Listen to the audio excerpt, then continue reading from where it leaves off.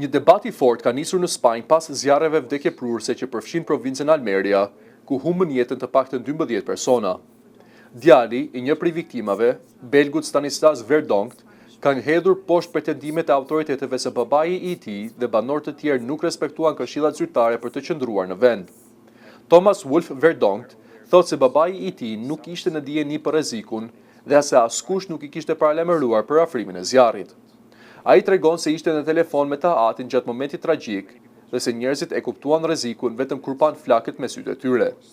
Sipas tij, kur banorët tentuan të largoheshin me makinë përmes rrugës kryesore, ajo ishte tashmë e bllokuar nga zjarri dhe tymi.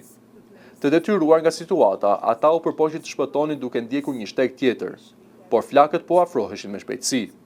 Autoritetet lokale kishin deklaruar më herët se banorëve u ishte kërkuar ose të evakuoheshin ose të qëndronin në ambiente të sigurta në varësi të zonës ku ndodheshin.